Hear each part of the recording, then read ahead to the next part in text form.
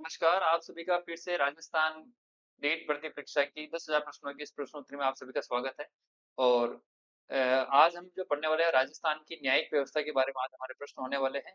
और ये हमारी राजस्थान नीट परीक्षा के लिए 10,000 प्रश्नों की प्रश्नोत्तरी के अंदर हम लोग जो है 17वीं 18वीं क्लास ले रहे हैं। इससे पहले हम लोगों ने बहुत सारी क्लासेस ली हैं। अगर आप पहली बार चैनल पे आए हैं तो चैनल को सब्सक्राइब करें और ज़रूर से लाइक करें और पूरी क्लास को ज़रूर से देखें। क्विज़ को देखने का मतलब तभी है जब आप पूरी-पूरी क्लास को देखते हैं और सारे-सारे प्रश्नों को सॉल्व करते हैं। तो एक बार हम लोग 50 प्रश्नों की हमारी क्विज़ है और इसके अंदर जो है हम पहले से लेकर लास्ट तक सारे प्रश्न करेंगे। तो आप मुझे हमें उम्मीद है कि आप अंतिम समय तक पूरी क्लास को देखेंगे और ज़्यादा से ज़्यादा प्रश्नों को सॉल्व करेंगे क्योंकि शुरू के प्रश्न सरल होते हैं, आगे जाकर के प्रश्नों का थोड़ा स्तर बढ़ता है, इसलिए आपको लास्ट तक जाकर के ज़रूर देखनी है। Good evening everyone. राम-राम, मुकेश जी, सभी का स्वागत है आप सभी का, जो लोग लाइव आ चुके हैं। चलिए तो हम लोग जल्दी से हमारी क्लास को स्टार्ट करते हैं, ताकि आप लोगों तक जो प्रश्न जो है, पूछना स्टार्ट हो। चलिए, तो आपकी स्क्रीन पे आपका पहला प्रश्न आज का।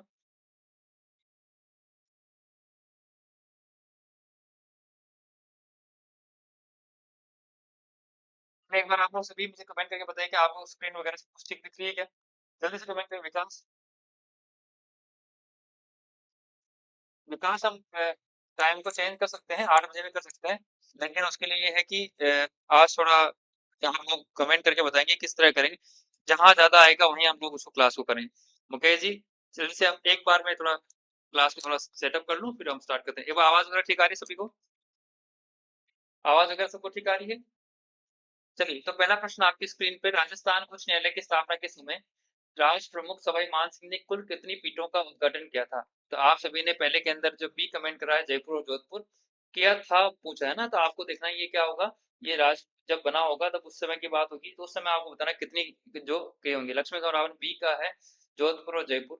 कितनी पीठों की स्थापना की थी? तो स्टार्टिंग में जो है वो 5 पीठों की स्थापना की गई थी। जयपुर, जोधपुर, जयपुर, बीकानेर, उदयपुर और कोटा जो है वो 5 पीठों की स्थापना की गई थी। आज आपको ऑप्शन नहीं दिख रहे होंगे, आपको एबीसी अनुमान से बताना है। अगला प्रश्न देखेंगे, सत्यनारायण आयोग समिति 1956 के निम्न में से कौन-सी सिफारिश नहीं की थी? आपको जल्दी से कमेंट करके बताना है सत्यनारायण राव समिति ने कौन-सी। आज हम लोग हर एक से प्रश्न के लिए आपको केवल 20 सेकंड का समय देंगे, इसलिए आपको जल्दी से जवाब देना है। जल्दी से कमेंट करके बताइए। हाँ, भरतपुर से सी, बिल्कुल सी सही है आपका, बिल्कुल, बिल्कुल। बहुत-बहुत सही है आपका। विज्ञान से आपने कहा है उच्च न्यायालय की मुख्य पीठ जोधपुर ने ये सिफारिश तो की उन्होंने। ए तो बिल्कुल सही है इसके अंदर। देखिए बी है, समाप्त कर देनी चाहिए, नहीं, जयपुर से करने की सिफारिश तो उन्होंने की थी। प्रशासनिक केंद्रीकरण जैसे कि राजधानी जो है वो जयपुर रहे और इसी से उन्होंने जो है जयपुर की खंडपीठ में खत्म करने की बात कही। तो यहाँ देखेंगे दोनों जो एक-दूसरे के विरोधाभास किए, इसलिए उस हम कह सकते हैं कि अगर ये सही होगा तो ये गलत होगा। तो हमारा जो है जयपुर की मुख्य पीठ को पुनः स्थापना करने का जो उन्होंने जो सिफारिश वो उस समय जो नहीं की थी। अगला प्रश्न देखेंगे। अगला प्रश्न आपकी स्क्रीन पे है। अगला प्रश्न देखेंगे हम लोग। अगला प्रश्न देखिए। अगला प्रश्न देखिए कि उच्च न्यायालय के न्यायाधीशों के वेतन और पेंशन के संबंध में क्या सही है? हाँ, जल्दी से आप कमेंट करके बताना है कि उच्च न्यायालय के न्यायाधीशों के पेंशन के बारे में क्या सही है? बहुत अच्छा प्रश्न है कि वेतन कौन देता है उच्च न्यायालय के न्यायाधीश को और पेंशन कौन देता है आपको, बहुत अच्छे से यहीं से याद कर लेंगे तो आपका एक प्रश्न ज़रूर से सही हो जाएगा। तो एक बार जल्दी से आप अपनी क्लास को शेयर कर दें, एक बार क्लास को लाइक कर दें और अपने दोस्तों के साथ ज़रूर से भेजें ताकि सभी लोग जुड़ सकें। चलिए, तो जल्दी हम आगे बढ़ते हैं, अगला प्रश्न हो जाएगा हमारा। तो वेतन, हाँ, जैसे पता है वेतन पेंशन दोनों राज्य की संचित निधि से पाए जाते हैं। वेतन राज्य की सिंचित निधि से और पेंशन भारत सिंचित निधि से आते हैं, बिल्कुल जो है आपका क्या हो जाएगा बी, बिल्कुल बी जो है आपका सही है, क्या हो जाएगा वेतन राज्य की सिंचित निधि से और पेंशन जो भारत की सिंचित निधि से आती है। हम लोग वेतन तो हम राज्य सरकार देते हैं और पेंशन को देती है भारत सरकार को देती है। अगला देखिए, अ, संविधान का अनुच्छेद 215 विलेख न्यायालय उच्च न्यायालय को कौन सी शक्ति प्रदान करता है? बहुत ही अच्छा प्रश्न है। न्यायालय एक अभिलेख के अंतर्गत आता है, यानी कि न्यायालय के अंदर जो चीजें होती हैं उनको आपको बताना करके बताना। जल्दी से कमेंट करके बताइए। हाँ, क्वेश्चन नंबर 4 के अंदर कमेंट करना होगा। क्वेश्चन नंबर 4 में कमेंट करिए जल्दी से। हाँ, जितना जल्दी फास्ट कमेंट करेंगे तो इसके अंदर क्या हो जाएगा आपको, क्वेश्चन नंबर 4 के अंदर कमेंट करके बताइए जल्दी से। हम्म, तो क्या हो जाएगा? इसके अंदर हो जाएगा अपने निर्णय को संशय के रूप में रखना और अ, अमानवता के लिए दंड देना, बिल्कुल ना? यानी कि अगर किसी जजमेंट के अंदर एक बार कोई निर्णय दे दिया गया है तो आप उस निर्णय को यूज करके, हम लोग कहते हैं ना कि इस व्यक्ति को इस क्षेत्र के अंदर या इस न्याय के अंदर लाभ मिल गया है, तो वो दूसरे व्यक्ति भी अगर वही कहे कि उनको तो लाभ मिला तो मुझे मिलना चाहिए, तो वहां मिल जाता है। इसका सबसे अच्छा उदाहरण उदाहरण क्या है कि अध्यापक के अंदर पहले 2 साल का प्रोबेशन पीरियड हुआ करता था। एक व्यक्ति ने केस किया और वो जीत गए। बाकी जो लोगों ने 2 बार प्रोबेशन पीरियड किया, जो 2012 में सिलेक्ट हुए थे, वापस 16 में सिलेक्ट हुए घर के पास आने के लिए, तो उनको क्या किया गया, उसी व्यक्ति के आधार पर वापस से प्रोबेशन पीरियड के अंदर केवल एक ही बार प्रोबेशन करना पड़ा और बाकी सब पैसे मिले। तो एक व्यक्ति ने केस जीता, बाकी सब उनसे क्या करते हैं, न्यायालय के अभिलेख यानी कि उसको साक्ष्य के रूप में यूज करते हैं।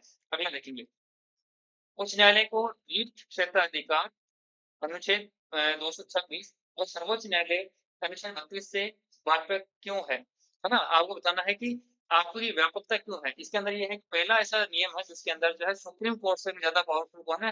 हाई कोर्ट है ना? तो हाँ, हाँ,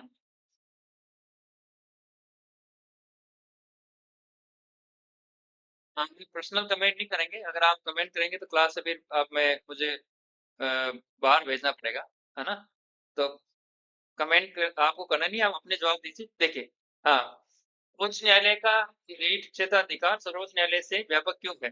जल्दी से कमेंट करके बताइए। क्वेश्चन नंबर 5 के अंदर, हाँ, क्वेश्चन नंबर 5 में बताइए क्या हो जाएगा इसके अंदर आपके? क्वेश्चन नंबर 5 के अंदर क्या उत्तर हो जाएगा आपका? अगला प्रश्न देखिए, क्वेश्चन नंबर 5 का उत्तर हो जाएगा हमारा, इसके अंदर सी हो जाएगा, क्योंकि हाई कोर्ट मौलिक अधिकारों के साथ-साथ अन्य विधिक अधिकारों के लिए भी रीट जारी कर सकता है। अगला प्रश्न देखेंगे, अनुच्छेद 233 और अनुच्छेद 234 के तहत न्यायिक नियुक्तियों के मुख्य अंतर क्या है? हाँ, जल्दी से कमेंट करके बताइए, अनुच्छेद 233 और अनुच्छेद 234 के तहत न्यायिक नियुक्तियों में क्या अंतर है? जल्दी से कमेंट करके बताइए। हाँ, जल्दी से प्रश्न बताइए, केवल 20 सेकंड का टाइम है। तो इसके अंदर क्या हो जाएगा हमारा? इसके अंदर हो जाएगा हमारा बी कि अनुच्छेद 233 जिला न्यायाधीशों की है और 234 में अन्य न्यायाधीशों की नियुक्ति के लिए संबंधित है। ठीक है? अगला प्रश्न देखेंगे, अगला प्रश्न देखिए आपके क्वेश्चन नंबर 7। क्वेश्चन नंबर 7 देखेंगे, अधीनस्थ न्यायालयों के न्यायाधीशों की पद पदस्थापना और पदोन्नति का अंतिम नियंत्रण किसके पास होता है? आपको बताना है कि लास्ट जो है वो किसके पास होगा? हाँ। जल्दी से कमेंट करके बताइए कि इसके अंदर जो अंतिम जो डिसीजन बनाता है वो कौन बनाता है? जल्दी से कमेंट करके बताइए। हाँ, किसके पास होगा? 7 में आपने सी कहा है, सी राज्य गृह विभाग के पास नहीं, नहीं 7th में ए राज्यपाल का उच्च न्यायालय के परामर्श से, बिल्कुल किसके पास हो जाएगा? जो है ये हो जाएगा, आप सॉरी बी होगा, पूरी तरह से उच्च न्यायालय के पास होगा, इसमें परामर्श नहीं लगता है। सॉरी मेरा गलत हो गया ना, आप लोग इसको ध्यान से देखें। इसके अंदर आपको कौन सा हो जाएगा? बी हो जाएगा, पूरी तरह से उच्च न्यायालय का इसका अधिकार होता है। केवल जो है किसी को अपॉइंट करने के अंदर जो राज्यपाल जो है को परामर्श मिलता है वो उच्च न्यायालय से, और वो उसको करता है। अगला देखेंगे, अगला प्रश्न देखेंगे, यदि कोई व्यक्ति जिला न्यायाधीश के रूप में नियुक्त होना चाहता है तो उसके पास कम से कम कितने वर्ष का अधिवक्ता अनुभव होना चाहिए? हाँ, जल्दी से कमेंट करके बताइए। हाँ, जल्दी से बताइए कि इसके अंदर जो है अधिवक्ता का कितना कम से कम अनुभव होना चाहिए? एक बार मुझे आप लोग कमेंट करके बताएं कि आवाज वगैरह सब ठीक आ रही है? हाँ, कितना अनुभव होना चाहिए जल्दी से बताएंगे आप लोग? कितना हो जाए इसके अंदर, कम से कम आपने 10 के क्वेश्चन नंबर 10 नहीं, 10 साल का नहीं होगा। जल्दी कमेंट करें। 8th में ए कहा आपने, 10 वर्ष का नहीं होगा। 8 के अंदर कितना हो जाएगा? इसमें 7 वर्ष का अनुभव होना चाहिए, 7 वर्ष का। 10 वर्ष का अनुभव तो जिला न्यायाधीश के लिए नहीं, उच्च न्यायालय के न्यायाधीश बनने के लिए 10 साल का तो जजमेंटल एक्सपीरियंस और 10 साल का जो है उच्च न्यायालय के अंदर काम करने का एक्सपीरियंस होना चाहिए। आगे देखेंगे, अगले देखेंगे, राज्य के महाधिवक्ता के संबंध में क्या गलत है? जल्दी से कमेंट करिए। हाँ, जल्दी से कि जिला के राज्य के महाधिवक्ता के संबंध में क्या गलत है? आपको बताना है कि इसके अंदर क्या स्टेटमेंट गलत है, यानी 3 स्टेटमेंट आपके सही होंगे और 1 स्टेटमेंट आपका गलत होगा। कौन सा स्टेटमेंट गलत, जल्दी से बताइए। तो जल्दी से 3, हाँ, बिल्कुल सही चल रही है क्लास। आप एक बार अपना नेटवर्क चेक करिए तो क्या हो जाएगा, इसके अंदर क्या हो जाएगा? देखिए, राज्य का सर्वोच्च विधिक अधिकारी होता है, सही है। ये है नियुक्ति राज्यपाल द्वारा की जाती है, बिल्कुल सही है। सर्वोच्च न्यायालय के परामर्श के बाद जो है वो नियुक्ति करता है और राज्यपाल के साथ नियंत्रण प्रदान करता है, बिल्कुल सही है। इसके अंदर क्या हो जाएगा? ये राज्य विधानमंडल की कार्यवाही में मतदान कर सकता है, तो मतदान नहीं कर सकता। न्यायालय का विधानमंडल में क्या काम? अगला प्रश्न देखेंगे, इसके अंदर देखेंगे, अनुच्छेद 177 के अनुसार महाधिवक्ता विधानमंडल के सदस्यों में बोलने और कार्यवाही में भाग लेने का अधिकार है, लेकिन उसमें मतदान करने का अधिकार नहीं है ना? जल्दी से एक्सप्लेनेशन देख लेंगे और किसमें आता है 177 के अंदर। अगला प्रश्न देखेंगे, लोक अदालत के निर्णय की कानून स्थिति क्या है? लोक अदालत के निर्णय की कानूनी स्थिति क्या है? जल्दी से कमेंट करके बताइए, लोक अदालत की कानूनी स्थिति क्या है इसके अंदर? जल्दी कमेंट करके बताएँ। क्वेश्चन नंबर 10 के अंदर कमेंट करके बताइए, लोक अदालत के निर्णय की कानूनी स्थिति क्या है? हाँ, बिल्कुल इसके अंदर ए आपने कहा है दीवानी यह एक दीवानी अदालत की डिक्री के समान होता है, जिसमें विरुद्ध कोई अपील नहीं की जा सकती। बिल्कुल सही है। देख लेंगे आप इसके अंदर विधि सेवा अधिनियम 1987 के तहत लोक अदालतों के निर्णय की दीवानी न्यायालय यानी कि सिविल कोर्ट के डिक्री माना जाता है। यह अंतिम और सभी पक्षों को बाध्य होता है, इसके विरुद्ध कोई अपील नहीं की जा सकती। यानी अगर लोक अदालत ने कोई जजमेंट दे दिया तो उसके आगे जाकर आप अपील नहीं कर सकते। राजस्थान में राज्य विधिक सेवा प्राधिकार रालसा के मुख्य संरक्षक कौन होते हैं? आपको बताना है कि राजस्थान राज्य विधिक सेवा प्राधिकार जो रालसा के नाम से जानता है, उसका जो है मुख्य संरक्षक कौन होता है? मुख्य संरक्षक कौन होता है? जल्दी से बताइए क्वेश्चन नंबर 11 के अंदर क्वेश्चन का नंबर जल्दी से डालें ताकि जो है पता चलता रहे कि आप किसका कमेंट करें। जल्दी से कमेंट कर हाँ, क्वेश्चन नंबर 11 के अंदर आपने बी कहा मुख्यमंत्री नहीं होगा। क्वेश्चन नंबर 11 में ए नहीं विकास ए नहीं होगा इसके अंदर क्या हो जाएगा इसके अंदर उच्च न्यायालय के मुख्य न्यायाधीश जो होते हैं वो क्या होते हैं? इसके जो है वो क्या होते हैं? संरक्षक होते हैं। रालसा के जो संरक्षक कौन होते हैं? उच्च न्यायालय के मुख्य न्यायाधीश जो होते हैं। देखेंगे विधिक सेवा प्राधिकरण अधिनियम 1987 के तहत राज्य प्राधिकरण के मुख्य संरक्षक पदेन रूप से उसके उच्च न्यायालय और न्यायाधीश होते हैं। जो न्यायाधीश होगा वो पदेन उसका होगा। अगला प्रश्न देखेंगे राजस्थान का पहला ग्राम न्यायालय कहाँ स्थापित किया गया? आपको बताना है पहला ग्राम न्यायालय कहाँ पे स्थापित किया? बहुत अच्छा प्रश्न है, लेटेस्ट प्रश्न है, जल्दी से कमेंट करके बताइए। पहला ग्राम कहाँ गया था? कौन से सन में किया गया था? 2008 के अंदर किया गया था। है ना? 2008 के अंदर किया गया था। वसुंधरा सिंधिया जब थी और जब प्रतापगढ़ को हमने जिला बनाया था, उसी टाइम पे हमने जिला न्यायालय को भी बनाया था। जल्दी से कमेंट करके बताइए क्वेश्चन नंबर 12 में आपने कहा है ए, बस्सी जयपुर के अंदर। बिल्कुल सही है, बस्सी जयपुर के अंदर जो है इसको किया गया था। देखेंगे ग्राम न्यायालय अधिनियम 2008 के प्रावधान लागू करने में राजस्थान का पहला ग्राम न्यायालय 2010 में बस्सी में बनाया गया। सॉरी 2000 नियम तो 8 है लेकिन कब हुआ था? 2010 में। नियम आप ध्यान रखिए कितना है? ग्राम न्यायालय अधिनियम 2008 है और 10 में इसको पहली बार स्थापित किया गया था। अगला देखेंगे जब कोई जिला न्यायाधीश फौजदारी मामले की सुनवाई करता है तो वह क्या कहा जाता है? यानी कि जब जजमेंट अगर वो कह रहा है कि वो अगर फौजदारी यानी कि क्रिमिनल मामलों की सुनवाई कर रहा है तो उस समय जो न्यायाधीश है उसका नाम क्या होगा? उसको आपको बताना है। उस समय उसको हम क्या बोलते हैं? जल्दी से बताइए क्या हो जाएगा?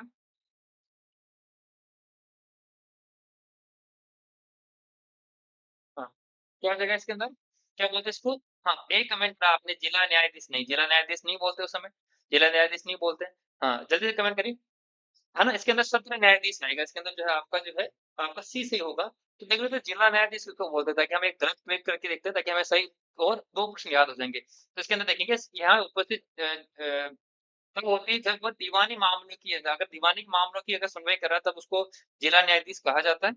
अगर वो दीवानी मामलों यानी कि सिविल की नहीं करके किसी का ना क्रिमिनल की कर रहा है ना? क्रिमिनल की कर रहा है, यानी किसी का मर्डर कर दिया, ऐसे मामलों की सुनवाई कर रहा है, तो उसको क्या कहेंगे हम सत्र न्यायाधीश बोलेंगे, सेशन जज उसको बोलेंगे, ठीक है? तो क्रिमिनल को सेशन जज सज़ा देता है और बाकी जो आपके सिविल मामले होते हैं, जो जिसके अंदर लड़ाई वगैरह हो गई है, ज़मीन-जायदाद के मामले तो वो उसको कौन करता है? जिला न्यायाधीश करता है। बहुत ही अच्छा प्रश्न है, इसको याद रखें।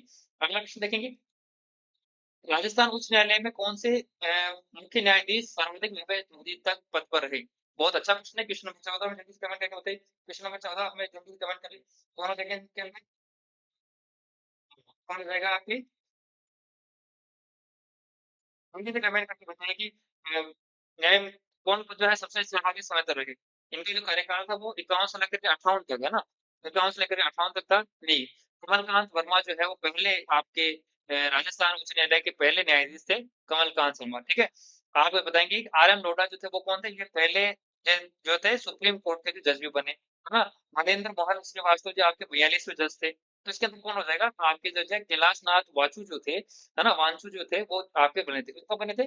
51 से लेकर 58 तक ये राजस्थान उच्च न्यायालय के न्यायाधीश के पद पर रहे और सबसे लंबे समय तक पद पर रहने वाले व्यक्ति थे। है ना? अगला देखेंगे राजस्थान उच्च न्यायालय की न्यायाधीश बनने वाली पहली महिला कौन थी? जो बाद में उच्चतम न्यायालय में भी न्यायाधीश बनी। ठीक है? हाँ, हमने ध्यान से हाँ, विकास जल्दी कमेंट करो। जल्दी कमेंट करके आपने दी क्या है? रोमापाल हाँ,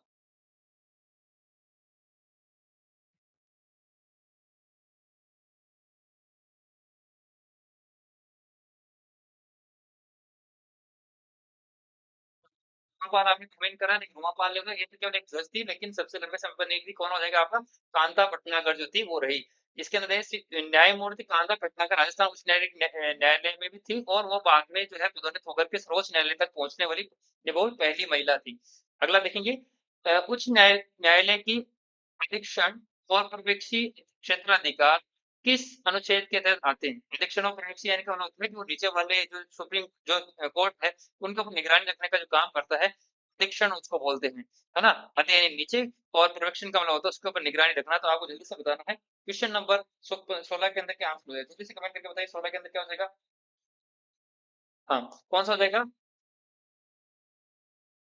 हाँ, जल्दी से कमेंट 235 नहीं होगा, 235 नहीं होगा, 235 नहीं होगा आपका। जल्दी से कमेंट करके बताइए, क्या हो जाएगा इसके अंदर? आपका 227 इसके अंदर कमेंट से हो जाएगा। यह यह अनुच्छेद उच्च न्यायालय को अपने राज्य के क्षेत्र के सभी अधीनस्थ न्यायालय एवं न्यायाधिकरणों पर अधीक्षण करने की देता है, यानी कि सुपरविज़न करने का काम करता है कि वो क्या न्याय दे रहे हैं, उनको देखने का, जाँच-पड़ताल करने का काम कर सकता है।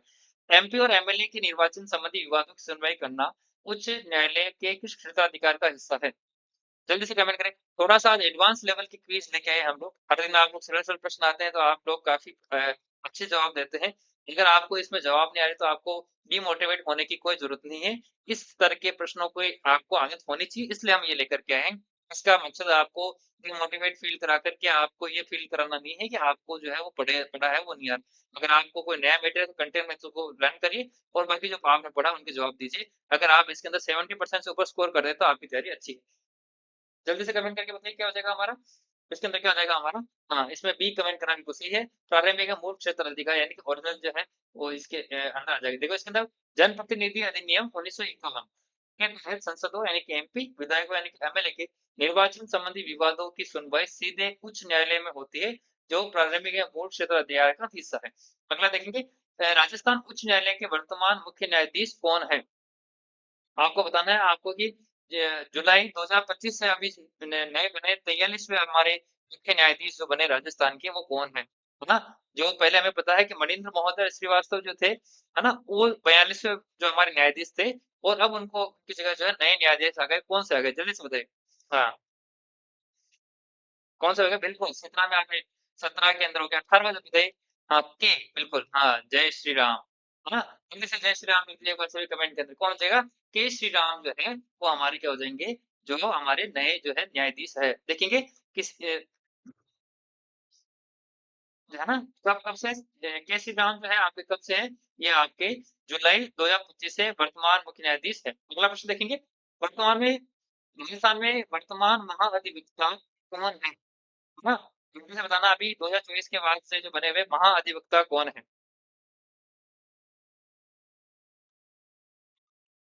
हाँ, जल्दी से कमेंट करके बताइए महाधिवक्ता कौन है? जल्दी से कमेंट करके बताइए। 19 के अंदर कमेंट करिए, जल्दी फास्ट-फास्ट कमेंट करिए। थोड़ा जल्दी चलेंगे तभी जाके हम लोग जो है क्विज़ को फास्ट कर पाएँगे। बिल्कुल, इसके अंदर कौन है? राजेंद्र प्रसाद जो आपकी वर्तमान के अंदर जो है आपके महाधिवक्ता है और कब से? फरवरी 2024 से राजस्थान महाधिवक्ता के रूप के पद पर है। उच्च न्यायालय के न्यायाधीशों की नियुक्ति की प्रक्रिया में कौन शामिल नहीं होता है? आपको बताना है कि कौन व्यक्ति है जो न्यायालय की इनकी चुनाव की प्रक्रिया के अंदर शामिल नहीं होता है। है ना? जल्दी से कमेंट करके बताइए।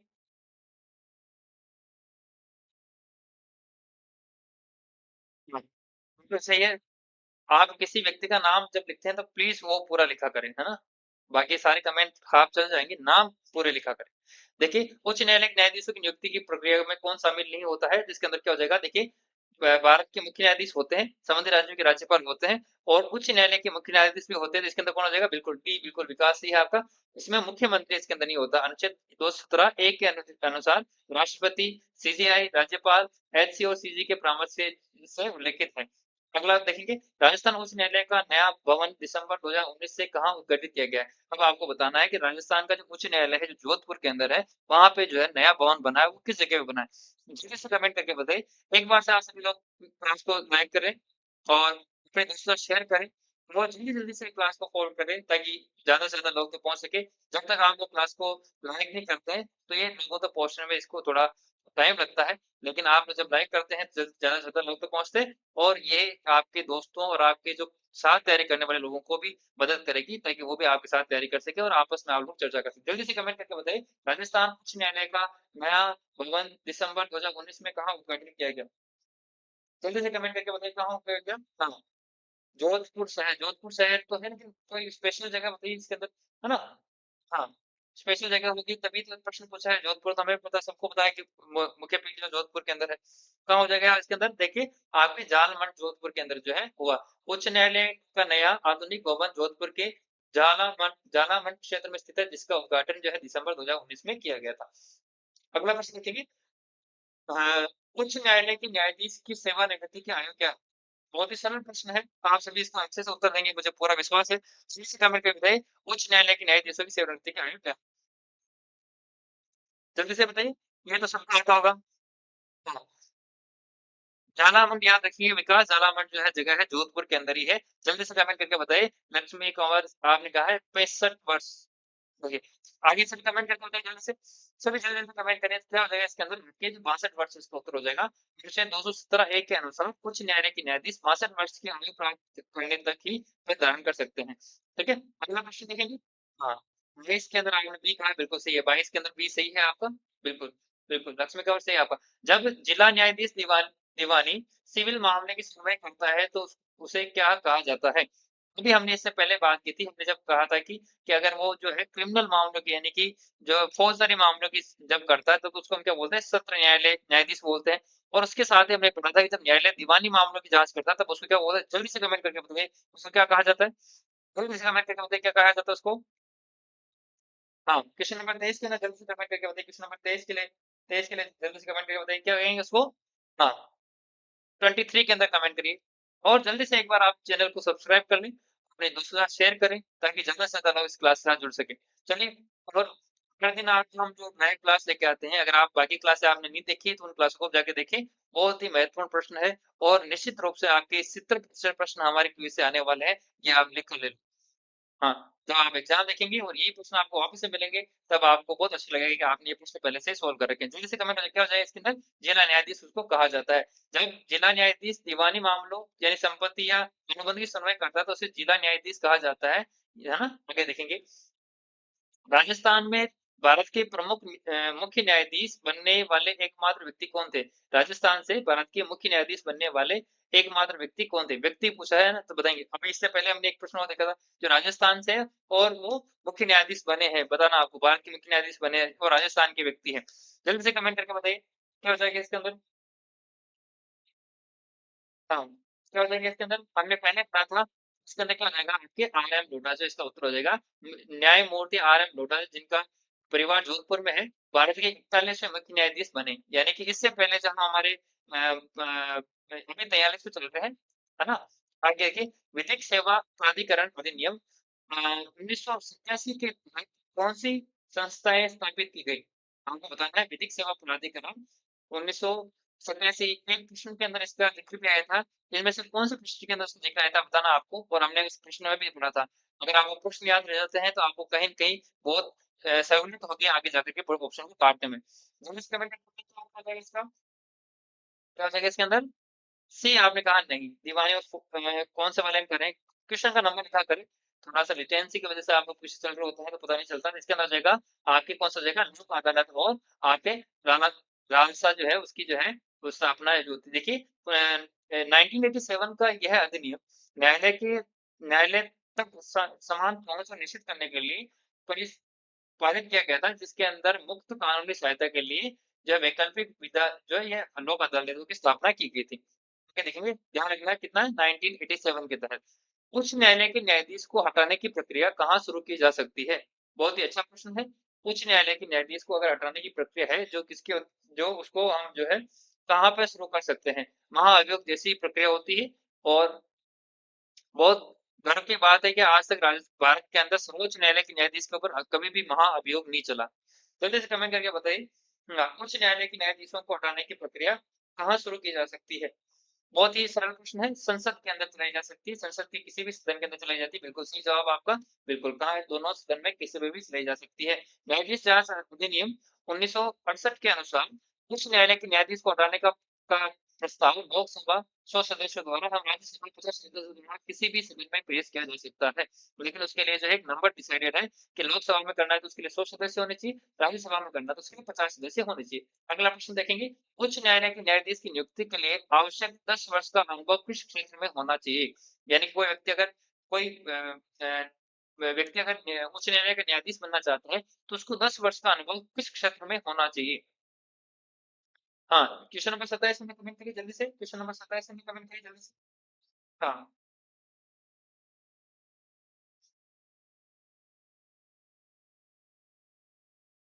जल्दी से कमेंट करके बताइए कि आप इसका उत्तर क्या हो जाएगा? तो इसके अंदर आप लोगों ने 27 में कमेंट करिए जल्दी से। हम लोग इतना वेट नहीं कर सकते। हमें हाँ, जल्दी से इसके अंदर क्या हो जाएगा? 10 वर्ष का न्यायिक पद या 10 वर्ष उच्च न्यायालय में अधिवक्ता रहे, इन दोनों में से एक योग्यता अगर वो पूरी करते हैं, 27 में ये बिल्कुल सही है, विकास भी नहीं होगा 27 के अंदर, इसके अंदर ये होगा, है ना? इसके अंदर 2 ऑप्शन है, दोनों में से कोई भी एक अगर पूरी करता है, तो वो पूरा हो जाएगा। ठीक है, अगला प्रश्न देखेंगे। जयपुर में खंडपीठ की पुनर्स्थापना 1977 में किस मुख्य न्यायाधीश के कार्यकाल के दौरान हुई थी?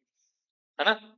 वैसे इसका जो उत्तर नहीं है, आपको केवल 1977 याद रखना है, इसकी डेट आप यहाँ से याद कर लेंगे प्रश्न के अंदर, जो थोड़ा-सा स्पष्टीकरण नहीं है। आपको ये ध्यान रखना है कि ये प्रश्न का उत्तर नहीं था, इस वजह से नहीं बन पाया होगा और इसमें न्यायमूर्ति सी जो जो थे आपके नाम पढ़ लेंगे आप, होने होनरैया जो थे, आपके जो इसके जो है, होनैया जो है उसके सॉरी थोड़ा मुझे लिख सही नहीं लिख पाया, होनैया जो है इसके सी होनैया जो उस समय थे, आपको ये ध्यान रखना है ये 1977 के अंदर इसको वापस से जो है आपके खंडपीठ को स्थापित किया गया था। आगे देखेंगे, अनुच्छेद 235 हाई कोर्ट का नियंत्रण का मुख्य उद्देश्य क्या है? अनुच्छेद 235 हाई कोर्ट का नियंत्रण का मुख्य उद्देश्य क्या है? जल्दी से कमेंट करके बताइए क्वेश्चन नंबर 29 के अंदर। जल्दी कमेंट करें 29 के अंदर, जल्दी से कमेंट करें ताकि हम लोग आज इस क्विज़ को जल्दी से खत्म कर सकें। हाँ, जल्दी से कमेंट करिए, इसके अंदर क्या हो जाएगा? अध्यक्ष न्यायालय की स्वतंत्रता को कार्यपालिका से बचाए रखना, बिल्कुल सही है, यानी कि जो पॉलिटिकल पावर्स हैं, उनके प्रेशर में आकर के न्यायालय कोई गलत डिसीजन नहीं दिया, वो डिसीजन को मैनिपुलेट नहीं करे, इसके लिए क्या करते हैं, ये हाई कोर्ट का जो मुख्य उद्देश्य होता है, बिल्कुल वो स्वतंत्र निकाय की तरह कार्य करे। ठीक है? अनुच्छेद 235 का मुख्य उद्देश्य अधीनस्थ न्यायपालिका से नियंत्रण को उच्च न्यायपालिका की नींव करके उसे कार्यपालिका के हस्तक्षेप से बचाना है, जो न्यायपालिका की स्वतंत्रता के सिद्धांत के लिए महत्वपूर्ण है। बहुत इंपोर्टेंट अनुच्छेद है 235, अगर डी प्रश्न आता है, तो यहाँ से ज़रूर बनेगा। अगला प्रश्न देखेंगे, उच्च न्यायालय के न्यायाधीश अपना त्यागपत्र किससे संबोधित करते हैं? हाँ, बिल्कुल सही है आपका लक्ष्मी कंवर, किट्टू, विकास हाँ, बिल्कुल आप सभी का प्रश्न सही है। जल्दी से कमेंट करके बताइए उच्च न्यायालय के न्यायाधीश अपना त्यागपत्र किसको संबोधित करते हैं? किसको संबोधित करते हैं? जल्दी से बताइए। बहुत ही सरल प्रश्न है, बहुत ही सरल प्रश्न इसका जवाब तो हम सभी को आ जाना चाहिए। इस तरह के प्रश्न ही रीट में पहुँचे जाएँगे, ज़्यादा डीप हमारे पहुँचे नहीं जाते इसलिए आपको इस तरह के प्रश्नों का जवाब आने चाहिए। 30 के अंदर आपने कहा है कि राष्ट्रपति को। बिल्कुल। जो नियुक्ति करेगा, उसी को जो है क्या किया जाता है, उसी को हम जो है वापस उसको त्यागपत्र दिया जाता है। तो राष्ट्रपति यहाँ पे जो है वो उनको देख के अनुच्छेद 217 एक के ए के अनुसार उच्च न्यायालय का न्यायाधीश राष्ट्रपति को संबोधित कर पर अपने हस्ताक्षर सहित लेख द्वारा अपना त्यागपत्र देता है। ठीक है? अगला प्रश्न देखें, अगला प्रश्न देखेंगे, राजस्थान उच्च न्यायालय का अध्यादेश किस वर्ष जारी किया गया था? राजस्थान उच्च न्यायालय अध्यादेश जो है आपको वो किस वर्ष जारी किया गया था? ईओ लेवल मीन्स क्या होता है? अगर वापस आप कमेंट करके बताइए ईओ लेवल मीन्स? हाँ, हाँ। जल्दी से कमेंट करके बताइए। उच्च न्यायालय ने किस वर्ष जारी किया गया था? बहुत ही सरल प्रश्न है। इससे आपको ये भी हो जाएगा कि राजस्थान में उच्च न्यायालय की स्थापना जो किस वर्ष हुई थी? हाँ, विकास बिल्कुल 1949 बिल्कुल है। देखते हैं इसके अंदर, तो बिल्कुल सही है। राजस्थान की एकीकरण की प्रक्रिया के दौरान राज प्रमुख द्वारा 29 अगस्त 1949 को राजस्थान उच्च न्यायालय अध्यादेश जो है जारी किया गया था, जिसमें राजस्थान के उच्च न्यायालय की स्थापना की गई थी, है ना? तो एकीकरण की प्रक्रिया चल रही थी, उसी के अंदर जो 30 अगस्त 1949 के समय जो है इसके अंदर किया गया। आप लोगों ने 31 में जो बी कमेंट करा है, बिल्कुल लक्ष्मी का सही है, विकास आपका सही है, बिल्कुल जो है बिल्कुल सही है, बहुत अच्छी तैयारी आप लोगों की। इसी तरह से तैयारी करते रहें, मन लगाकर पढ़ें, हर दिन क्विज़ से पहले थोड़ी तैयारी करके आएँ। पहले देखेंगे, अगले दिन किसी क्विज़ है, जितना डिटेल में हो सके उतना पढ़ें, ताकि आप लोग का जो रिवीजन हो सके और जब भी क्विज़ खत्म हो, उस दिन आपका पूरा-पूरा रीट लेवल 1 का 100% सिलेबस कंप्लीट हो जाए। है ना? अगर आप केवल उनके क्विज़ देने आ रहे हैं, तो फिर उसका कोई मतलब नहीं। हर दिन पढ़ा करें, क्विज़ का टॉपिक देखा करें, कम से कम आधा घंटा क्विज़ की तैयारी पहले करा करें, ताकि आप अच्छी तैयारी कर सकें। अधीनस्थ न्यायालयों की संरचना में मुंसिफ का पद किस पदानुक्रम में आता है? अनुक्षण विद्युत में आपने बी कमेंट करा है। दीवानी पक्ष में सिविल जज जूनियर डिवीजन के समकक्ष रूप में आता है, बिल्कुल सही है। अगला प्रश्न देखेंगे, राज्य में महाधिवक्ता की योग्यता किसके समान होनी चाहिए? है ना? सबसे बड़ा न्यायिक राज्य के अंदर न्यायिक पद जो कौन-सा होता है? महाधिवक्ता का होता है। आपको बताना न्यायिक नहीं आधिकारिक पद जो किसका होता है? महाधिवक्ता का होता है। आपको बताना आगे इसके अंदर जो है कौन-सा उत्तर सही होगा।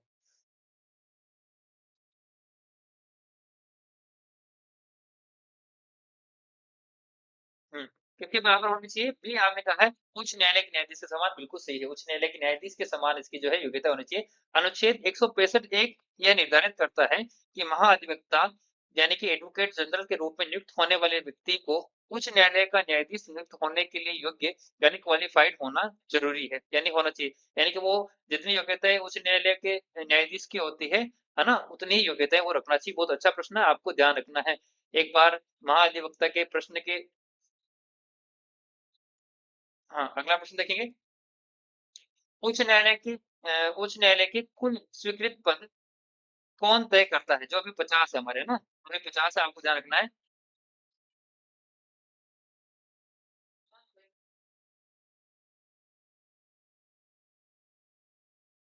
से कमेंट करिए जल्दी से। क्या हो जाएगा? उच्च न्यायालय के न कितने कौन निर्धारित करता है कि कितने पद होंगे? यानी 50 होंगे, कम होंगे, इससे ज़्यादा होंगे तो कौन करता है? इसके अंदर बिल्कुल सही है। कभी इस तरह के कौन करता है? राष्ट्रपति उसके लिए करता है। अनुच्छेद 216 में कहा है कि हाई कोर्ट का गठन एक मुख्य न्यायाधीश है और ऐसा एक अन्य न्यायाधीशों से मिलकर होगा, जिसे राष्ट्रपति समय-समय पर नियुक्त करना आवश्यक समझे, वो पदों की संख्या कानून के माध्यम से तय करेगा। यानी कि जो है राष्ट्रपति इसके लिए कहेगा और संसद भी उसके लिए जो कानून द्वारा उसको परिवर्तन कर सकती है। आगे देखेंगे, न्यायाधीशों का एक उच्च न्यायालय से दूसरे उच्च न्यायालय के अंदर स्थानांतरण कौन करता है? बहुत ही शानदार प्रश्न है। जल्दी से बताइए कि न्यायाधीशों का एक उच्च न्यायालय से दूसरे उच्च न्यायालय के अंदर स्थानांतरण कौन करता है? है ना? विभाग का काम है तो विभाग का कोई व्यक्ति करेगा। जल्दी से कमेंट करके बताइए कौन करता है इसके अंदर? हाँ, हाँ, जल्दी से बताइए किसके परामर्श से करता है और कौन करता है? जल्दी कमेंट करके बताइए। 35 में ए आपने कहा राष्ट्रपति भारत के मुख्य न्यायाधीश के परामर्श से बिल्कुल सही प्रश्न है। जवाब आप अगला देखेंगे। रालसा का मुख्य कार्य क्या है? रालसा का मुख्य कार्य क्या है? आरएसएलएसए का मुख्य कार्य क्या है? 35 में ए बिल्कुल सही है आपका। रीना जी 35 में आपका बिल्कुल ए सही है। जल्दी से आप लोग कमेंट करें और हर दिन आप लोग जो लोग लाइव क्लास देखते हैं, प्लीज़ टाइम से क्लास में आया करें ताकि आप लोग के अंदर कोई प्रश्न छूटे नहीं और एक ही बार में आपकी क्लास जो पूरी हो जाए और आप अपने अपनी तैयारी को भी आप लोग जान सकें। जल्दी से रीना जी आपने भी कहा है मुक्त कानूनी सहायता देना और लोक अदालतों का आयोजन करना, बिल्कुल सही है आपका। तो देखेंगे जो है मुख्य कार्य विधिक सेवा प्राधिकरण अधिनियम 1987 के मुख्य उद्देश्य को लागू करना, जिसमें कि समाज के कमज़ोर वर्ग को मुफ्त कानूनी सहायता प्रदान करना और लोक अदालत के माध्यम से उनका निपटारा करना शामिल है। तो आपको ध्यान रखना है इसके अंदर ये वाला अधिनियम बहुत इम्पोर्टेंट है, इसलिए आपको 1987 को याद रखना है, बिल्कुल, है ना? अगला प्रश्न है कि बी सही है आप सभी का? देखिए, फौजदारी पदानुक्रम के में न्यायिक मजिस्ट्रेट सीजे सीजेएम का स्थान क्या है? आपको बताना है कि फौजदारी पदानुक्रम क्या होता है, यानी कि हर एक कोर्ट के अंदर एक पदानुक्रम होता है, उसके अंदर कौन ऊपर होगा, कौन नीचे होगा, तो उसके लिए आपको बताना है कि इसके अंदर जो है सीजेएम के अंदर जो है इसका जो है पदानुक्रम क्या होगा? हाँ,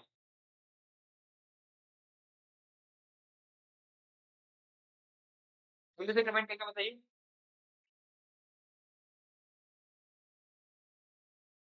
हाँ, क्या हो जाएगा इसके अंदर जल्दी कमेंट करके बताइए क्वेश्चन नंबर 37 के अंदर कमेंट करिए। बी आपने कहा है सत्र न्यायाधीश के अधीन लेकिन न्यायिक मजिस्ट्रेट के से वरिष्ठ, है ना? बिल्कुल सही है आपका। यानी कि जो न्यायिक मजिस्ट्रेट होता है उससे तो है जो सत्र न्यायालय वो वरिष्ठ होता है। तो बिल्कुल सही है। अगला अगला प्रश्न देखेंगे आप लोग। उच्च न्यायालय के न्यायाधीश को हटाने के प्रस्ताव को संसद में प्रत्येक सदन में किस प्रकार से बहुमत की आवश्यकता होती है? किस प्रकार के बहुमत की आवश्यकता होती है? यानी कि उच्च न्यायालय के न्यायाधीश को हटाने के लिए प्रस्ताव अगर हम पारित करना चाहते हैं तो उसके लिए किस प्रकार के बहुमत साधारण, विशेष पूर्ण बहुमत या 2/3 बहुमत की आवश्यकता होती है, तो आपको बताना है किस तरह का बहुमत होना चाहिए। न्यायालय के न्यायाधीश को हटाना एक बहुत ही गंभीर प्रक्रिया है ना? तो इसके अंदर आपको किस प्रकार का चाहिए? 2/3 नहीं, है ना? 2/3 नहीं, 2/3 से भी और इम्पोर्टेंट हमारा कुछ और हो सकता है, जल्दी से कमेंट करके बताइए क्या हो जाएगा इसके अंदर? तो इसके अंदर हो जाएगा कि विशेष बहुमत का ज़रूरत होती है। न्यायाधीश को हटाने के अनुच्छेद 124 4 के तहत संसद के प्रत्येक सदन द्वारा सदन की कुल सदस्य का बहुमत और उपस्थित और मतदान करने वाले सदस्यों की कम से कम 2/3 ये बहुमत जो स्पेशल है देखो उपस्थित होना और उसके अंदर 2/3 का होना थोड़ा है, 2/3 राज्यों का अनुसंदर्भित नहीं होकर ये हो जाएगा, विशेष बहुमत इसके अंदर आएगा। विशेष आपको ध्यान रखना है। अगली देखेंगे ग्राम न्यायालय अधिनियम किस वर्ष पारित किया गया था? इससे पहले हम पढ़ चुके हैं, 2010 में पहली ग्राम सभा जो है हमारी वो स्थापित की गई थी। तो आपको बताना है कि अधिनियम जो है ग्राम न्यायालय अधिनियम किस वर्ष पारित किया गया? वसुंधरा राजे सरकार के समय किया गया था। जल्दी से कमेंट करके बताइए क्या हो जाएगा?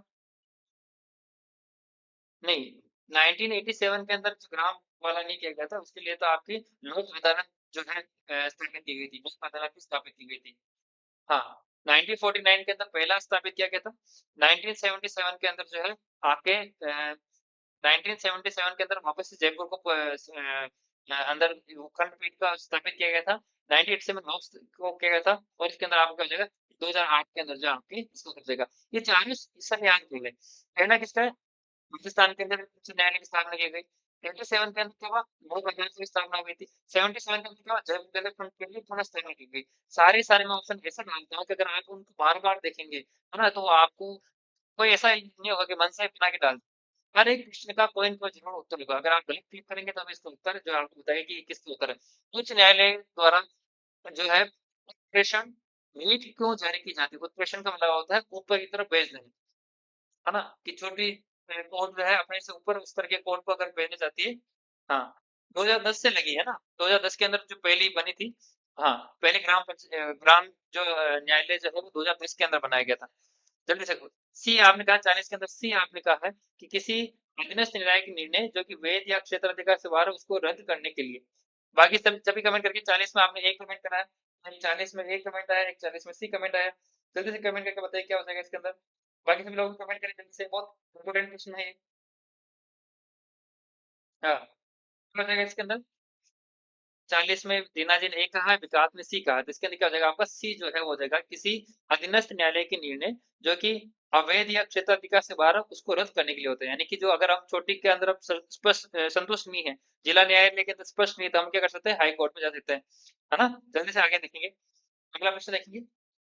अनुच्छेद 227 अधिक्षण और अनुच्छेद 235 नियंत्रण के बीच में मुख्य अंतर क्या है? अधिक्षण और नियंत्रण के बीच में आपको अंतर बताना है, क्या है इसके अंदर? जल्दी से कमेंट करके बताइए।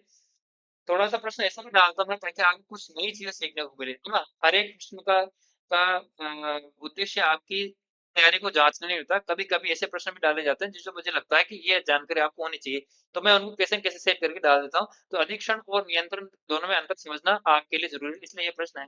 जल्दी से कमेंट करके बताइए क्या हो जाएगा इसके अंदर?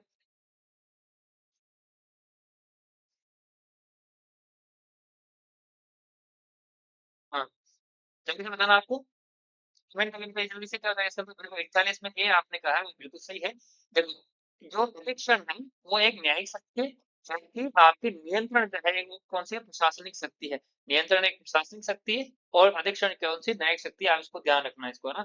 आगे देखेंगे जैसे इसमें देखिए यह एक 227 अधिनियम अधिक्षण है जिसमें मामलों की सुनवाई और संरक्षण होता है जबकि 235 दशा नियत इसके अंदर क्या होता है ट्रांसफर पोस्टिंग और पदोन्नति होते हैं। ठीक है? नियंत्रण का मतलब कि कोर्ट किस तरह से जज के ट्रांसफर वगैरह को, पदोन्नति को या उनके पोस्टिंग को नियंत्रण करती है, वो किसमें आएगा? वो तो आएगा आपके 235 में। लेकिन अधीक्षण क्या होता है? उसके अंदर मामले में सुनवाई और प्रोडक्शन से संबंधित चीज़ें जो है कि सुनवाई हो रही है कि नहीं हो रही, किस तरह से हो रही है, कितना हो रही है, उसको वो करता है। अगला प्रश्न देखेंगे, राजस्थान उच्च न्यायालय की ने अपना 75वाँ स्थापना दिवस प्लेटिनम जुबली किस अवधि में मनाई थी?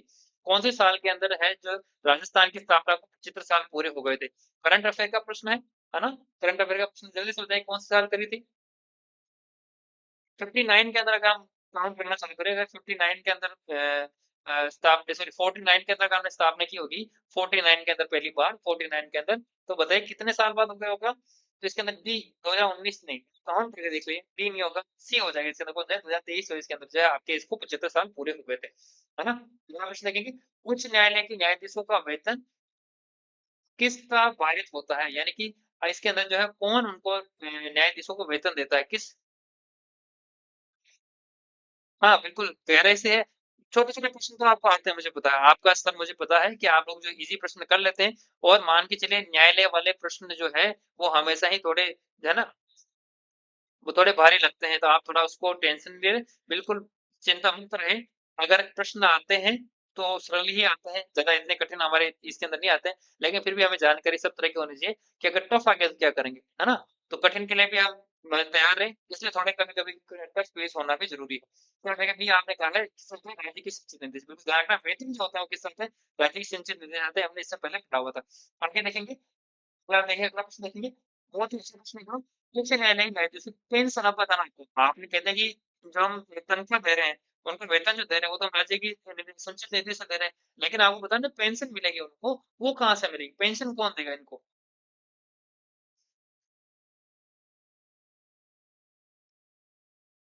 पेंशन जो है वो कौन उनको प्रदान करेगा? पेंशन के लिए आपको जल्दी से कमेंट करके बताना है। आपने कह दिया भारत की संचित निधि से, बिल्कुल विकास सही है। पेंशन कहाँ मिलती है? भारत की संचित निधि से। और सैलरी कहाँ से मिलती है? राज्य की संचित निधि से मिलती है। ठीक है? आगे अगला प्रश्न देखेंगे हम लोग। 45 राजस्थान हाई कोर्ट के प्रथम मुख्य न्यायाधीश कमलकांत रंगवा की नियुक्ति के समय हाई कोर्ट का उद्घाटन कहाँ किया गया था? बहुत ही अच्छा प्रश्न है। क्या ये पूछ रहे हैं कि पहली बार जब हाई कोर्ट बनी थी, तो उसका जो उद्घाटन है वो किस जगह पे किया गया था? बहुत ही सरल प्रश्न है। 44 के अंदर आपने कहा ए जयपुर। देखिए जल्दी से देखिए, 45 के अंदर कमेंट करके बताइए, 45 के अंदर क्या होगा? 45 क्वेश्चन नंबर 45 के अंदर कमेंट करके बताइए। क्वेश्चन नंबर 45 को करके दिखाएं। आज की क्विज हम ऑलमोस्ट खत्म करने वाले हैं, जल्दी से कमेंट करें। और आज काफी हमने स्पीड से जो क्विज को सोल्व किया, बिल्कुल बिल्कुल बिल्कुल बी बिल्कुल मैक्सिमम कवर विकास। हाँ, और नवीना ये थोड़ा सा गलत हो गया, जयपुर के अंदर जो है नहीं होगा, इसके अंदर क्या हो जाएगा आपके जो है जोधपुर इसका उत्तर हो जाएगा। देखिए राजस्थान उच्च न्यायालय का उद्घाटन 29 अगस्त 2000 सॉरी 29 अगस्त 1949 को राज प्रमुख सवाई मान सिंह द्वारा जोधपुर में किया गया था, जो न्यायमूर्ति कमलकांत वर्मा को पहले न्यायाधीश के रूप में शपथ दिलाई गई थी, है ना? स्पष्टीकरण आप देखें, ताकि आपको ये प्रश्न अगर आता है तो गलत नहीं होगा। ठीक है, तारीख कितनी है? 29 अगस्त 1949। और न्यायाधीश कौन बने? कमलकांत वर्मा बने। उस समय जो है राज्यपाल का पद नहीं हुआ करता था, उस समय राज प्रमुख का पद हुआ करता था। राज प्रमुख कौन थे? सवाई मान सिंह जी थे। और कहाँ हुआ? जोधपुर में। चार प्रश्न यहाँ तैयार हो जाते हैं। यदि आरपीसी द्वारा आरजेएस आरजीएस की भर्ती की जाती है, तो अंतिम नियंत्रण हाई कोर्ट के पास क्यों रखा जाता है? जल्दी से बताइए कि आरपीसी क्या भर्ती कर सकती है? नियुक्तियां देने का जो होगा वो किसके पास हो सकता है? जल्दी से कमेंट करके बताइए। क्वेश्चन नंबर 46 के अंदर बताइए। क्वेश्चन नंबर 46 में कमेंट करके बताइए कि क्या हो जाएगा, किसके पास हो जाएगा? हाँ, 46 में ये बिल्कुल सही है, क्योंकि आरपीएससी केवल परीक्षा आयोजित कराता है, लेकिन न्यायाधीश का जो ट्रांसफर जो है, जिसको हम कहते हैं न्यायिक नियंत्रण, जो है वो पदोन्नति किसके पास रहती है? हाई कोर्ट के पास रहती है। वो ही डिसाइड करता है किस व्यक्ति को कहाँ पे पोस्टिंग मिलेगी। अगला प्रश्न देखेंगे, उच्च न्यायालय के न्याय के अभिलेख न्यायालय होने का अर्थ क्या है? बहुत ही शानदार प्रश्न है। अगर मैं पेपर बनाता, मेरी तरफ से पेपर बनता, तो मैं अगर एक मुझे प्रश्न चुनना होता, पूरे-पूरे आपके न्याय वाले पार्ट के अंदर, न्यायालय वाले पार्ट में, तो मैं केवल एक ही चीज़ को उठाता, न्यायालय अभिलेख, न्यायालय एक अभिलेख के रूप में। एक बार राजस्थान पत्रिका के अंदर मैंने इसका पूरा 1 पेज का जो वो पढ़ा था, और बहुत ही शानदार नियम, है ना? और काफ़ी गहराई तक ये न्यायालय के जो सिद्धांतों के बारे में बताता है। तो अगर मैं पेपर बनाता, मेरे तरह का कोई व्यक्ति पेपर बनाएगा, तो मैं कह रहा हूँ कि ये न्यायालय अभिलेख से प्रश्न आएगा। तो मैं इस ध्यान रखना 215 के तहत आता है ये, 200, है ना? फिर क्या हो जाएगा इसके अंदर? बिल्कुल बी आपने कमेंट करा, बिल्कुल सही हो जाएगा। इसके निर्णय साक्ष्य के रूप में मूल्य रखते हैं, यानी कि अपनी अवमानना के लिए दंड दे सकता है। ठीक है? आपको ध्यान रखना है कि अगर कोर्ट ने कोई एक निर्णय बनाया है ना? कि रीट भर्ती परीक्षा, या मान लीजिए कोई ऐसे भर्ती परीक्षा को किसी वजह से कैंसल किया गया, तो क्या उसी सेम सेम नियम से दूसरी भर्ती में कैंसल किया जा सकता है? यार, किया जा सकता है। एक बार जो डिसीजन दे दिया, तो उसको आप सबूत के रूप में लिख सकते हैं, क्योंकि न्यायालय कहता है कि हमने अगर किसी को कोई डिसीजन दिया है, तो उसके पीछे हमने बहुत सारी चीज़ों को देखा होगा, और वो चीज़ वास्तव में सच रही होगी। इस वजह से हम लोग उसको आगे भी क्या कर सकते हैं, सबूत के रूप में यूज़ कर सकते हैं। ठीक है? तो आप लोग अखबारें पढ़ा करें, अखबार में जो एक बार किसी के लिए आ जाता है तो इसलिए आप देखते होंगे कि जो बनाम वाले आते हैं कि ये इन इस बनाम इसका जो युद्ध चला था उसमें जो डिसीज़न दिया था, उसके आगे जाकर के वो हुआ था, है ना? आगे अगला देखेंगे, सत्यनारायण न्याय समिति बिल्कुल इम्पोर्टेंट है, अगर जहाँ देखिए जितना कंटेंट देखिए इसको पढ़ लेना, सत्यनारायण समिति के बारे में जितना पढ़े आप समझ लेना। सत्यनारायण न्याय समिति की सिफारिश का परिणाम क्या हुआ? बहुत अच्छा प्रश्न है, जल्दी से बताइए, सत्यनारायण न्याय समिति का जो क्या हुआ? उसका जो है उसकी वजह से क्या जो रिजल्ट निकल के आया था? 48 के अंदर कमेंट करेंगे जल्दी से। 48 के अंदर आपने कहा है 48 के अंदर ए, रीना जी ने ए कहा है, विकास ने 14 में बी कहा है, जयपुर खंडपीठ की स्थापना बनी। सत्यनारायण दंड समिति तो खंडपीठ के खिलाफ थी, है ना? खंडपीठ के खिलाफ थी, वो तो चाहते हैं खंडपीठ जो है वो नहीं करे, है ना? जैसे ही खंडपीठ समाप्त हो गई और मुख्य पीठ जो जोधपुर में केंद्रित हो गई, ये सत्यनारायण राव समिति का जो है वो था। तो आपको ध्यान रखना है, इसके अंदर स जयपुर पीठ जो है 1900 अ, 1958 में समाप्त हो गई और मुख्य पीठ जोधपुर के अंदर केंद्रित हो गई। ध्यान रखना कब आई थी? ये सत्यनारायण समिति 1956 के अंदर 1956 के अंदर जो है कहाँ पे आई थी? याद कर लेना सत्यनारायण समिति 1956 याद नहीं होगा तो 20 बार लिख लो, 20 बार लिख लो। लेकिन याद करो सत्यनारायण समिति 1956 न्यायालय के अभिलेख जो 215 अनुच्छेद 215 के तहत, है ना? इसके अंदर जब 4 पीठों को समाप्त कर दिया गया और जोधपुर को एकमात्र पीठ के रूप में रखा गया। जो प्रश्न पहले आया था उसका आपको स्पष्टीकरण मिल जाएगा कि जब पहली बार जब न्यायालय स्थापित किया गया था उस टाइम 5 पीठें बनाई गई थी। उन्होंने सब पीठों को खत्म करके केवल 4 पीठों को खत्म करके केवल केवल जोधपुर को जो है एकमात्र मुख्य पीठ के रूप में केंद्रित किया गया था। है ना? इसके अंदर जो था इनका मुख्य कारण था कि ये क्या करना चाहते थे केंद्रीकरण करना चाह रहे थे न्यायालय का। आज के क्विज का सेकंड लास्ट प्रश्न हमारा संविधान के किन 2 अनुच्छेदों का हमसे युग्म रीट क्षेत्राधिकार और अधिक्षण क्षेत्राधिकार को दर्शाता है। अधिक्षण क्षेत्राधिकार की हमने पहले बात की थी और रीट क्षेत्राधिकार आप दोनों बताइए। बिल्कुल जो है दोनों कंटिन्यू आते हैं और बहुत अच्छा प्रश्न है। तो रीट जो लगती है ना कि सिंगल बेड रीट लग गई, है ना? रीट है ना? एसआई रीट जो लगती है रीट आरडब्ल्यूटी रीट अपने वाला रीट नहीं, है ना? ठीक है? डब्ल्यूआरआईटी वाला जो है रीट, है ना? जो रीट लगती है उसका मतलब कहते हैं सिंगल बेंच रीट लगी है, डबल बेंच रीट लगी है ना? भर्ती परीक्षा की रीट लगी है। रीट का मतलब क्या होता है वो क्षेत्र अधिकार के अंदर तो उसके बारे में आपको बताना है कौन-सा हो जाएगा आपके 49 के अंदर आपने कहा है बी, है ना? हाँ, बिल्कुल 226 के तहत रीट लगी है अगर अखबार पढ़ते हैं आप तो आपको पता होगा। सेक्शन 220 में रीट जारी की जाती है और वहीं पे 227 के अधीन क्या हो जाता है अधिक्षण जो है वो जारी किया जाता है। आज के क्विज का हमारा लास्ट प्रश्न उच्च न्यायालय के न्यायाधीशों की नियुक्ति के लिए राष्ट्रपति द्वारा किसे परामर्श लिया जाता है? उच्च न्यायालय के न्यायाधीशों की नियुक्ति के लिए राष्ट्रपति द्वारा किससे परामर्श नहीं लिया जाता सॉरी नहीं लिया जाता पूछा मैंने पढ़ा नहीं। आप भी इस तरह से अगर नहीं पढ़ते हैं तो ज़रूर से जहाँ भी नहीं दिखे उसको गोला करा करें ताकि नहीं पढ़ने की वजह से जो गलती होती है वो कम से कम हो सके। अधिकांश पेपर के अंदर छात्रों के एक या आधा प्रश्न इसलिए गलत हो जाता है कि उनको नहीं दिखा था या वो लोग क्या करते हैं कि ऑटो मोड में प्रश्नों को पढ़ते हैं, ठीक है? मुझे भी काफ़ी दिक्कत थी इस तरह की आप देखिए जल्दी से कमेंट करके बताइए क्या हो जाएगा इसके अंदर? कौन भाग नहीं लेता इसके अंदर? आरपीएससी अध्यक्ष बिल्कुल सी आपने कहा आरपीएससी अध्यक्ष इसके अंदर भाग नहीं लेता है। इसके अंदर ये 3 जो है आपके भारत के मुख्य न्यायाधीश, आपके उच्च न्यायालय के मुख्य न्यायाधीश और राज्यपाल जो इसके अंदर भाग लेते हैं, ठीक है? तो इसी के साथ आज हमने पूरा पूरा जो पोर्शन आपका जो राजनीतिक से संबंधित जो थे हमारा संक्षिप्त विषय के अंदर उसको हमने खत्म कर लिया है और इसी के साथ हम 2 पॉइंट पूरे-पूरे जो है पॉइंट पूरे खत्म हो चुके हैं। हमने पूरा-पूरा यहाँ पे जो आपका ज्योग्राफी खत्म कर लिया है, उसके साथ में संविधान से संबंधित जो हमारे राजस्थान से संबंधित जो संविधान का पार्ट था, उसको हमने कंप्लीट कर लिया। जल्दी से आप आपको कमेंट करके बताइए कि अगला जो कौन-सा पार्ट है जिसको आप लोग पढ़ना चाहते हैं? अगला कौन-सा पार्ट है, जो इसको आप लोग पढ़ना चाहते हैं? जल्दी से कमेंट करके बताइए, वो कौन-सा अगला पार्ट है जिसको आप लोग पढ़ना चाहते हैं? हाँ, एक बार से आपकी क्लास पूरी हो गई, जब आप लोग मुझे लगता है कि एक बार क्लास लाइक कर ही देंगे, है ना? इतनी खराब क्लास नहीं होती कि आप लोगों को लाइक करने के लिए भी सोचना पड़े। हाँ, बिल्कुल जल्दी से कमेंट करके बताइए कि अब आप कौन-से टॉपिक के ऊपर जो है नई क्लासेस चाहते हैं? नई क्लासेस जो है आप जो है कौन-सी टॉपिक के ऊपर चाहते हैं ताकि हम लोग जो है नई क्लासेस स्टार्ट करें तो वो किस टॉपिक के ऊपर पढ़ाना स्टार्ट करें? हाँ, जल्दी से कमेंट करके बताइए।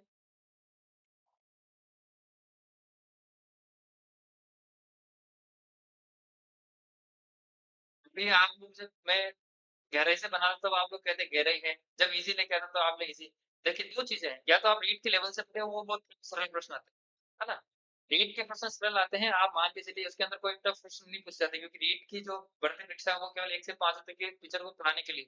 हमेशा ध्यान रखिए टीचर सिलेक्शन के लिए बनाए जाते हैं, फेल करने के लिए पेपर नहीं बनाया जाता। अगर पेपर फेल करने के लिए बनाया जाता, गहराई से बनाया जाता। जैसे प्री के पेपर जो होते हैं वो फेल करने के लिए बनाए जाते हैं, ज़्यादा लोग आ गए, है ना? विकास राज्यपाल तो पढ़ा चुके हैं, पहली क्लास के अंदर राज्यपाल की हुई थी।